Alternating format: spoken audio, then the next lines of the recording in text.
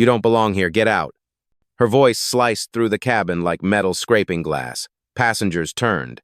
A blonde woman in oversized sunglasses sat firmly in seat 2 amperes, legs crossed, a Louis Vuitton bag dropped like a trophy by her side. She didn't whisper. She projected, daring the entire first-class cabin to hear her dismissal. Across from her, a tall black man stood in the aisle. Simple black hoodie, dark jeans, boarding pass in his hand, his jaw tight but his posture calm. He didn't move, didn't blink. Instead, he said, low and certain, "That's my seat." The words landed heavy. Some heads snapped up, others ducked back into their magazines, pretending not to notice the clash already spiraling. But in row 3, a woman raised her camera discreetly, red light blinking. The moment was being captured. The blonde smirked, leaning back as if the leather itself belonged to her. "Sweetheart, economy's that way. First class isn't for people like you." Gasps rippled sharp, awkward, then muffled silence. The air thickened, no longer cool and polished but electric, waiting to erupt. He glanced down at the torn edge of his ticket, still crisp, still valid. No outrage in his tone, only gravity. "Scan it again." But the flight attendant hovering nearby didn't take it, didn't even look. She folded her arms, siding with the blonde without hesitation. "Sir, this seat has been reassigned. Please, step aside." The man didn't. His eyes locked forward, not pleading, not bargaining, just anchored. And in that quiet, the cabin began to shift. A murmur from row 4. "That doesn't look right." A whisper from behind. "I think he's telling the truth." The red light on the camera blinked brighter, capturing tension that no edit could soften. Passengers knew. They could feel it. This wasn't about a ticket. It wasn't about a seat. It was about power who gets seen, who gets silenced. And the man standing there, he carried more power than anyone on that aircraft could imagine. But for now, he stayed silent. Before we continue, where are you watching from? Drop your city or country in the comments below. And if you believe in dignity and justice, hit like and subscribe. These stories spark change. And we're glad you're here. Now, back to Marcus Carter. The woman in 2 amperes leaned forward, eyes narrowed, lips curling with entitlement. She reached out, grabbed his boarding pass, and ripped it down the middle without even reading it. The paper split like a verdict, drifting to the carpet at his feet. "Fake," she sneered. "Try your little scam somewhere else." Phones lifted higher. A low hiss of disbelief swept the cabin. A man near the window whispered, "Did she just tear his pass?" Another answered, "She really did." Marcus didn't raise his voice, didn't flinch. He had been here before, not on this plane, not in this seat, but in this same theater of prejudice. And each time, he chose the same weapon, patience sharpened into steel. The blonde smiled, satisfied, convinced she had won. But she had no idea who she had just told to move, no idea whose seat she had stolen, and no idea that in less than 30 minutes, her words would ground an entire airline. Marcus Carter didn't look like the owner of an airline. That was the point. He boarded flight 482 inches silence, blending into the line of travelers dragging carry-ons and coffee cups. No Rolex flashing from his wrist, no assistant trailing behind. Just a plain black hoodie, dark jeans, and a weathered backpack slung over one shoulder. He wanted it that way, because this morning wasn't just a flight, it was a test. For months, complaints had trickled into his office passengers, treated differently based on how they dressed, how they looked, how VIP they appeared. He'd read the reports, heard the excuses, and seen enough to know the pattern wasn't random. It was systemic. But paper files and filtered corporate statements weren't enough. He needed to see it live. So here he was, walking into the premium cabin he partly owned, holding a boarding pass paid under his real name, no favors, no upgrades. Just Marcus Carter, seat 2 amperes. And waiting in that seat was the confrontation he had anticipated. The woman with the sunglasses hadn't even glanced at his ticket. She looked at his hoodie, his skin, his simplicity, and decided, in her eyes, he didn't belong. He'd seen that look before. At 25, applying for a management position at a regional airline told he wasn't the image they wanted. At 32, denied entry into a business lounge until he showed 3 forms of ID. At 40, mistaken for security staff at his own shareholders' gala. Different rooms, different uniforms, same stare. Now, at 45, That stare was back this time on a plane where every mile, every jet, every payroll check passed through his signature. But none of the passengers knew that. Not yet. To them, he was just a man standing in the aisle, insisting on a seat that didn't belong to him. To the crew, he was an inconvenience holding up boarding. To the blonde in 2 amperes, he was a nuisance she could swat away with a laugh and a cruel phrase. Marcus stayed composed. Calm wasn't weakness, it was his sharpest weapon. He gripped the boarding pass still intact in his hand, though frayed now at the edge where she'd torn it. His voice remained even, measured. "Run it again." The flight attendant shook her head, already siding against him. "Sir, please don't make a scene." Scene. The word hit harder than it should. He hadn't raised his voice. He hadn't moved beyond the narrow line of carpet by seat 2 amperes. Yet already the frame was being built. Him as disruption, her as rightful passenger, the crew as authority. And in the back of the cabin, that small red camera light kept blinking. Evidence, witness, history, recording itself frame by frame. Marcus exhaled, steady as ever. He wasn't here to beg for a seat. He was here to reveal a truth. And the truth was about to unravel. The blonde in seat 2 amperes didn't move an inch. She leaned back, adjusted her sunglasses, and let out a sharp laugh that cut through the quiet cabin. "Security should have stopped you at the gate," she said, her tone dripping with mockery. "Seats like this aren't for imposters." A ripple passed through first-class passengers shifting in their leather seats, unsure whether to intervene or look away.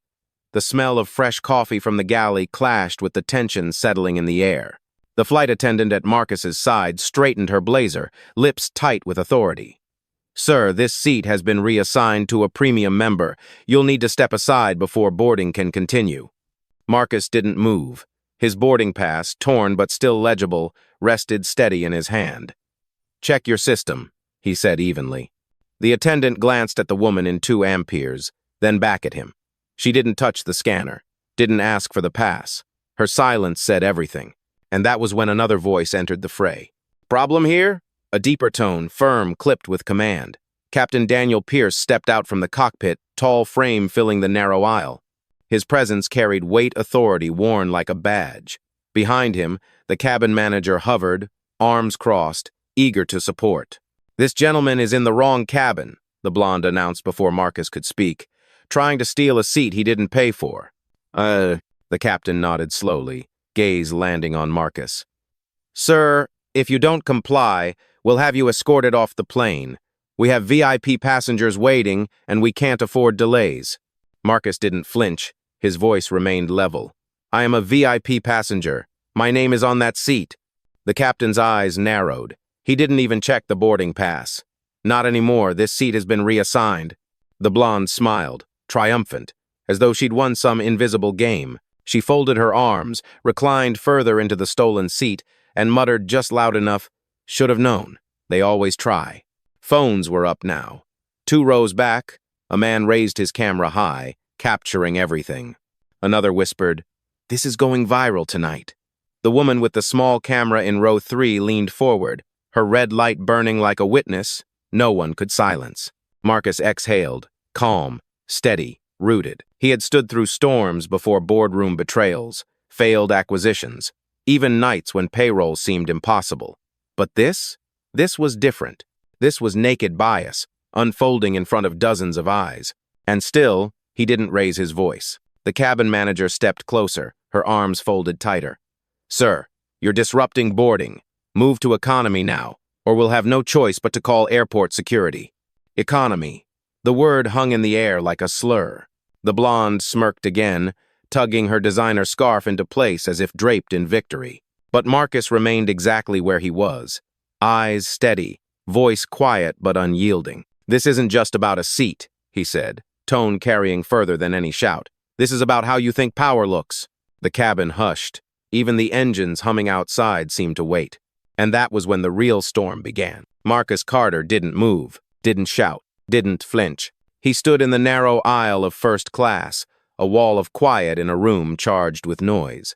The blonde reclined further into his seat, her smirk sharp enough to cut glass. The captain hovered, arms crossed, waiting for compliance. The cabin manager shifted impatiently, and behind it all, The low murmur of passengers swelled, some outraged, some entertained, most unsure, but Marcus stayed still. Patience wasn't weakness, it was his sharpest weapon. He let the silence stretch, long enough that the air itself began to feel heavy. Passengers shifted uneasily.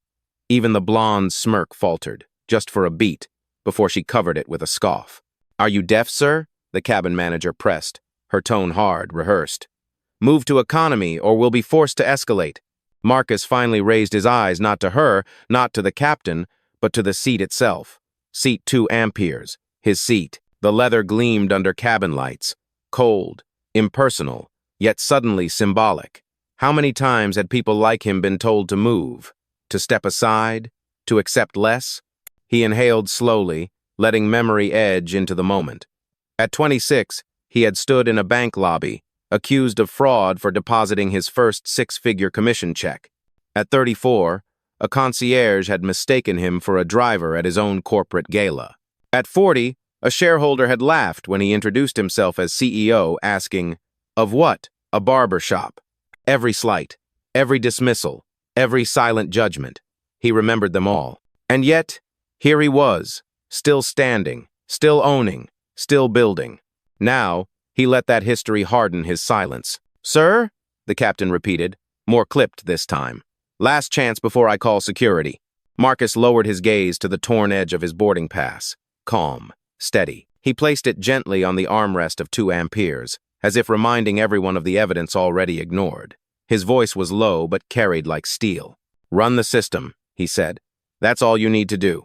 No yelling, no begging, just fact." The blonde snorted, tossing her hair over one shoulder. "Oh, please, fake tickets don't scan." From the third row, the small red light blinked again. The camera caught everything, the arrogance, the silence, the imbalance. A witness that didn't blink. The tension thickened. Even the hum of the air vents felt louder. Marcus's stillness unnerved them more than anger ever could. Because silence, in moments like this, wasn't surrender. It was defiance in its purest form. And the longer he stayed quiet, the more their authority began to crack. The silence couldn't hold forever, not in a cabin full of watching eyes. Row 3, aisle seat. A young woman with straight black hair tilted her phone just enough for the red light to glow. The lens pointed steady at Marcus, at the blonde lounging in his seat, at the torn boarding pass still resting on the armrest. She didn't say a word, but the record button spoke for her. 2 rows back, a man in a navy blazer whispered, "Are you filming this?" His seatmate, already clutching his phone, nodded. "Yeah, the world needs to see." And just like that, the cabin turned into a stage. Some passengers lowered their eyes, hoping to avoid involvement. Others leaned in, hungry witnesses to injustice unfolding in real time. The blonde scoffed, loud enough for all to hear. "They always try to make a scene. Just wait, he'll be escorted out in handcuffs." She smiled for the cameras, as if humiliation was a performance she could direct. But her words cut the wrong way. From the far side of the cabin, a voice rose, calm, deliberate. I watched his ticket scan green at the gate. Heads turned. It was Mia, a trainee flight attendant barely out of uniform training, standing near the galley door. Her hands trembled, but her voice carried. "He belongs here." The captain whipped his head toward her, eyes sharp. "Mia, step back. This isn't your place." Her cheeks flushed, but she didn't retreat. She lowered her gaze for a second, then tapped her jacket pocket where her phone hid, recording every word. Marcus glanced at her, just a flicker of acknowledgement. No smile, no nod. Just recognition. He knew courage when he saw it, the blonde sneered. "What would she know? She's just a trainee." A murmur ran through the rows. Passengers shifting, discomfort growing. A middle-aged man muttered, "That doesn't matter. If his ticket's valid, it's valid." His wife nodded, clutching her carry-on tighter. The cabin manager's voice cut through, brittle with control. "Phones down, everyone. This is a private matter between crew and passenger." But no one lowered their phones. In fact, more came up. Screens glowed like silent protests, their quiet defiance brighter than any voice. The pressure thickened. Authority was slipping. Marcus stood silent, still anchored, letting the room tell the story for him. Every phone lifted, every whisper rising, Every glance exchanged it all bent the narrative away from him as disruption and toward the truth. Something ugly was happening here. And the ugly part wasn't him. The blonde's voice cracked as she tried to reclaim ground. "You people always—" She stopped herself, but too late. The words hung unfinished, toxic, undeniable. A few passengers gasped. One muttered, "Did she really just say that?" Mia stepped forward, her voice stronger now. "He has the right to be here. I saw it." The cabin shifted. A line had been drawn not by Marcus, but by the witnesses who refused to stay silent. And in that moment, the story was no longer his alone. It belonged to everyone watching. The air in first class shifted from uneasy to hostile. What had begun as whispers was now a hum, thick enough to drown the soft whir of the engines. Phones hovered higher. Every camera caught the same truth: a man with a valid ticket being treated like an intruder. Captain Daniel Pierce stepped closer, his shadow cutting across Marcus like a verdict. His jaw set, his voice hard. "Sir, this is your final warning. Vacate the seat or you will be removed from this aircraft." The blonde in 2 amperes leaned back smugly, folding her arms. "Finally, someone's taking charge." She angled her face toward the nearest camera, as if the moment were hers to star in. But Marcus didn't move. Stillness radiated from him like armor. The cabin manager added her weight, stepping in front of the recording passengers. "Put those phones down. This isn't a circus. We follow protocol here." Protocol?" A man near the window shot back. "I just watched you ignore his boarding pass." His phone stayed up. Another passenger muttered, "Exactly. If it were anyone else in a suit, you'd check it twice." The manager's cheeks flushed. "You don't understand the situation." "No," the man cut in. "We understand perfectly." The temperature in the cabin spiked not from heat, but from tension. Authority was slipping through their hands like sand. The blonde tried to reclaim it, her voice loud, performative. "This whole thing is ridiculous. He's clearly trying to scam his way into first class. Just throw him out already." That word "throw" landed like a stone. Passengers flinched. One woman clutched her child closer. Another whispered, "This is out of control." Captain Pierce doubled down. "Sir, you are officially non-compliant. If you don't exit now, airport security will be waiting at the gate. And believe me, they won't ask twice." Marcus raised his head slowly, meeting the captain's eyes. Calm, grounded. He didn't argue, didn't shout. He simply said, "Run the system." But the captain didn't budge. The cabin manager shook her head. The blonde smirked like victory was inevitable. And that was when a second voice cut through. Mia, the trainee. Her voice shook, but she forced it out. "I saw his ticket scan green. I watched it with my own eyes." The captain's face hardened, fury flashing. "Mia, not another word. Step back." But it was too late. The passengers had heard. Phones tilted toward her now, recording not just injustice, but defiance. The cabin was split in two: crew against truth, authority against evidence, arrogance against dignity. And in the middle of it all, Marcus Carter stood unshaken, silent as stone, letting the weight of their words bury themselves deeper with every passing second. Because sometimes the most powerful move isn't to fight back. It's to let them reveal themselves. It happened fast, like a strike of lightning. The blonde in seat 2 amperes leaned forward, plucked the torn boarding pass from the armrest, and dangled it between 2 fingers as if holding trash. Then, with deliberate cruelty, she ripped it the rest of the way down the middle. The sound paper tearing was small, but in that hushed cabin, it cracked louder than thunder. Gasps erupted. Someone near the window cursed under their breath. A woman clutched her pearls. Another whispered, "She didn't just—" But she had. The blonde tossed the shredded paper onto Marcus's chest. The pieces fluttered down, landing against the black of his hoodie like snowflakes made of insult. Her voice cut through the silence. "Fake. That's what you brought on this plane. A fake pass, a fake story, and now a fake seat." The cabin manager didn't stop her. The captain didn't intervene.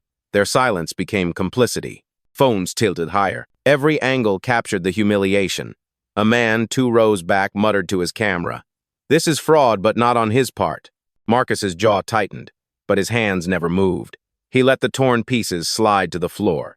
Still calm, still steady. The blonde wasn't finished. She jabbed a manicured finger toward him. "People like you always push your luck. not dressed right, not looking the part, trying to sneak into spaces you don't belong. That phrase, people like you, hung in the air like poison. A teenage boy gasped. His mother whispered, "Say it louder. Let the world hear." From the galley, Mia's voice trembled but carried. "He scanned green. I saw it. That was no fake." The captain snapped toward her, voice sharp as steel. "Enough. Trainees do not speak during escalation. One more word and you'll face disciplinary action." Mia froze, but her phone in her pocket kept recording. Her eyes, wide with fear but edged with conviction, never left Marcus. He didn't look at her. He didn't need to. His silence told her everything. Hold steady. The truth wins without shouting. The blonde leaned back into the stolen seat, victorious in her mind. She waved a hand at the captain. "Get him off. Now. You're wasting time." Pierce nodded grimly. "Security will meet us at the gate. Until then, sir, you are detained in economy. Move." The word detained landed heavy. A man whispered, "Like he's a criminal." Another muttered, "This is going viral tonight." Still Marcus didn't move. Still he held his ground. And in that moment, the line between arrogance and authority blurred. The crew, the blonde, the captain, they thought they had control. But control was slipping. Because the more they pressed him, the more the room turned. Every insult amplified. Every action recorded. Every second documented. And Marcus Carter, silent and unflinching, let them stack their own case higher, brick by brick. A case that would collapse on them before this flight ever left the ground. The shredded boarding pass lay scattered at Marcus Carter's feet, silent evidence of arrogance turned ritual. The blonde reclined in his seat, triumphant, waiting for security that hadn't yet arrived. The captain stood tall, issuing orders with the confidence of authority unchecked. The cabin manager hovered, arms folded, convinced they were in control. But they weren't. Marcus reached slowly into the pocket of his hoodie. No rush, no panic. His movements calm, deliberate. He pulled out his phone sleek, black, its screen lighting up the moment his thumb brushed it. He lifted it to his ear. His voice was even, unshaken. "Rachel, log this." Passengers stiffened, watching. The blonde rolled her eyes. "What, calling your buddy? That's cute." But Marcus ignored her. His gaze stayed fixed on the captain, his tone quiet but cutting. "Activate protocol. Time-stamp everything. Alert the board." On the other end, a voice responded instantly clear, professional, steady, Rachel Harris, his executive assistant. "Already logging, Marcus. Systems live. Sending notifications to James, Sarah, and David now."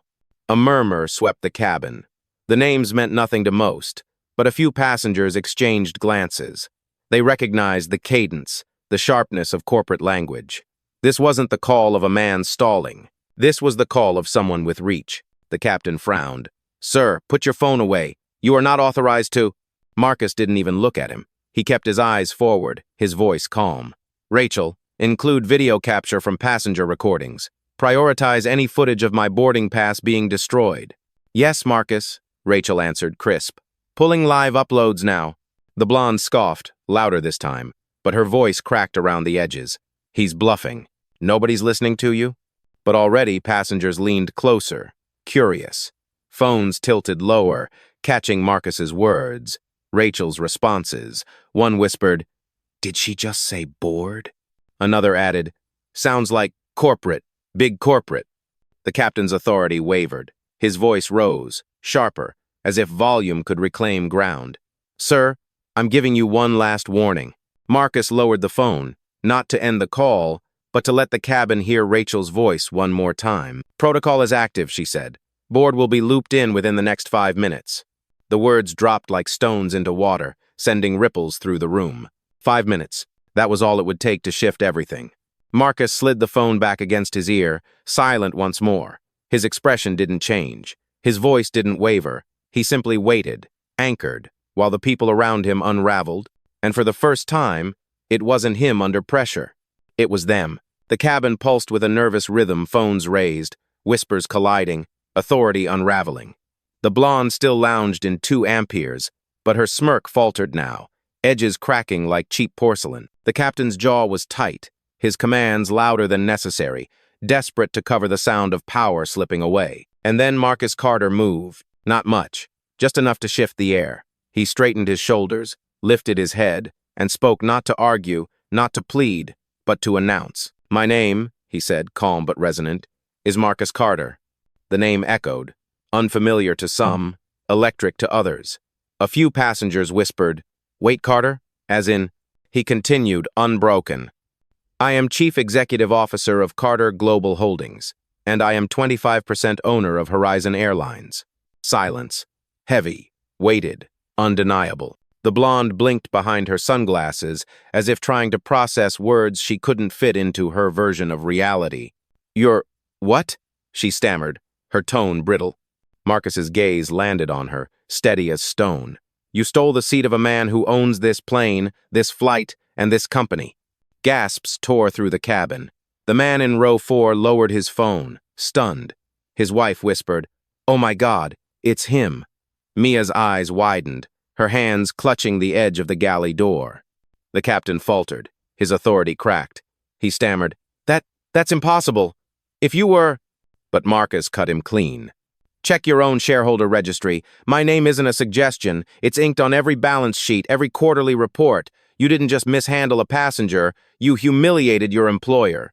Phones shot higher, buzzing with notifications. Some passengers began narrating into their cameras. "This man is the CEO. They just tried to throw him out." Another added, "He owns the airline. This is history." The blonde's face drained of color. Her earlier arrogance shrank into something smaller, tighter. I didn't know." Marcus's voice sharpened, not louder, but edged with steel. "You didn't need to know. Respect shouldn't depend on recognition. Dignity isn't earned by suits or credit cards. It's owed always." The cabin hung on his words. They weren't just a correction, they were a verdict. Passengers erupted applause, cheers, voices cutting through the stale authority. Someone shouted, "We saw it all, Marcus!" "We have your back," another added. "This is going online right now." The captain swallowed hard, trying to regain footing.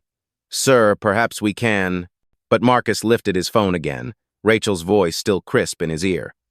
"Board has been notified. Legal is already reviewing footage, standing by for your next order." He didn't glance at the captain. He didn't need to. His eyes swept the cabin, the cameras, the witnesses who had seen everything. And with absolute calm, he said, "This flight isn't going anywhere until justice lands first." The room shifted. Power had flipped. And everyone knew it. The silence after Marcus's revelation didn't feel like silence at all. It was the sound of power rearranging itself, authority stripped bare, arrogance dissolving into fear. The blonde in 2 amperes slid her sunglasses down just enough to show her wide, unsteady eyes. Her painted confidence cracked, voice stumbling out in fragments. I didn't know who you were." But Marcus didn't look at her. He didn't need to. The weight of her own actions was crushing her faster than any rebuttal could. The captain stood stiff, his jaw trembling beneath forced composure. He opened his mouth, searching for control, but nothing came out. His crew looked on, pale and uncertain, their practiced authority dissolving under the glow of a dozen raised cameras. The cabin manager, who had barked orders with conviction minutes ago, now fidgeted with her ID badge, tugging at the lanyard as if it might shield her from consequence. She whispered to herself, This can't be real." But it was real, and the witnesses weren't letting it vanish. Passengers clapped hesitant at first, then stronger, louder. A ripple of applause surged down the aisle, merging with voices. "We saw it all," one man shouted, his phone high. A woman added, "Every word, every action, it's recorded."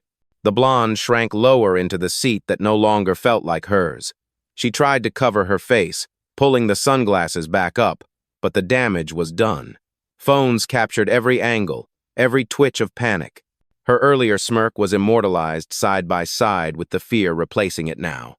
Mia, the trainee, stepped forward with newfound courage. Her voice rang clear. "His name was in the system.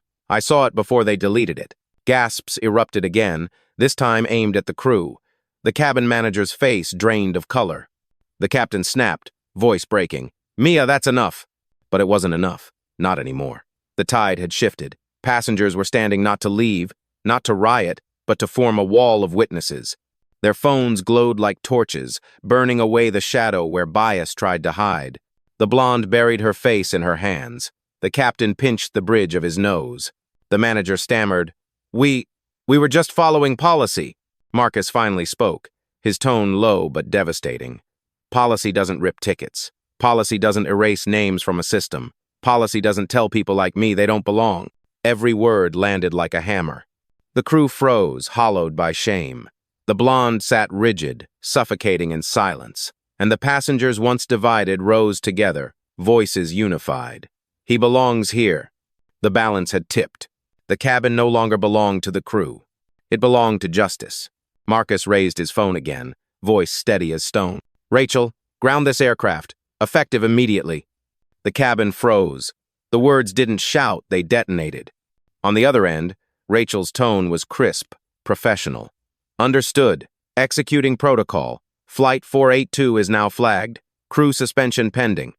The captain staggered back half a step, his authority ripped from him in real time. His radio beeped, screen flashing red. A CSS revoked. The cabin manager looked down as her own badge buzzed and went dark. Passengers gasped. Phones caught every second the symbols of power shutting off, one by one. Marcus continued, unwavering. Suspend the captain. Suspend the cabin manager. Flag all crew involved. Their actions are logged, their voices recorded, their decisions under review. None of them step on another flight until the board says otherwise. Rachel's reply carried across the quiet. Confirmed. Suspension order transmitted. Legal notified. The blonde in 2 amperes snapped upright, panic unraveling her poise. Wait, you can't just... Marcus finally turned his gaze to her, calm but cutting. You tore up a valid boarding pass. You lied in front of witnesses, and you mocked a man you thought had no power. This isn't your seat. It never was. And your name will sit in every incident report tied to this flight. Oh, her lips parted, but no sound came. The sunglasses slid from her trembling hands, clattering against the floor. Applause erupted. Not polite claps, thunderous, uncontainable. Passengers rose from their seats, cheering, chanting, some even shouting his name. Carter! Carter! The crew, stripped of command, stood hollow, eyes darting to exits that wouldn't save them. The captain's voice cracked, barely audible. This is over. Huh? Marcus lowered his phone, sliding it back into his hoodie pocket. No, he said, voice low but final. This is just the beginning. The cabin was his now, not through force, through truth. And the judgment had been delivered. The applause didn't fade. It grew, rolling through the cabin like a storm breaking free. Passengers rose to their feet, some clapping, some recording, some simply standing in awe. First class had transformed no longer a lounge of privilege, but a courtroom of reckoning. The blonde in seat 2 amperes shrank beneath the weight of 100 eyes. Her arrogance had dissolved into silence, her earlier smirk replaced by trembling lips and darting glances. She reached for her fallen sunglasses, fumbling, desperate to hide her face. But there was no hiding, not anymore. The crew stood paralyzed, stripped of authority, their radios muted, their badges dead, their power reduced to nothing more than fabric uniforms. The captain looked down at his useless device, sweat rolling down his temple. The cabin manager clutched her lanyard as though holding onto a lifeline already cut. Marcus Carter didn't raise his hands to quiet the crowd. He didn't need to. The applause softened on its own, replaced by expectant silence, every ear tuned to the man who had just flipped the axis of power. He stepped forward, his presence filling the aisle without force. His words were quiet, yet carried like thunder. You thought power looked like a suit. You thought it sounded like a raised voice. You thought it belonged only to those you already recognized. His gaze swept across them, the blonde, the crew, the passengers who stood witness. You were wrong. The silence deepened, heavy and reverent. Power, Marcus continued, isn't noise. It isn't spectacle. It's the truth that can't be erased, the dignity that won't be torn apart, the justice that always finds its way. Phones shook as passengers held them higher, capturing every word. Mia, the trainee, stood straighter, her eyes bright, as though his voice had reached something deeper in her. Marcus turned, meeting the passengers one by one, his final words cutting through the cabin like a verdict delivered. Remember this. Power isn't about shouting. Power is undeniable. The cabin erupted again, cheers, claps, chants, voices rising like a wave breaking against steel. The blonde buried her face in her hands. The captain slumped back against the wall, defeated. The crew lowered their heads. powerless. But the passengers, they stood taller. Some wiped tears. Others clapped until their palms burned. A few simply recorded, whispering into their cameras. We just witnessed history. Marcus lowered himself into seat, 2 amperes not stolen, not gifted, but rightfully his. He leaned back, calm, composed, silent once more. Outside, the engines hummed, grounded by his command. The flight wasn't leaving, not yet. But something greater had already taken off. Injustice had been dragged into the light.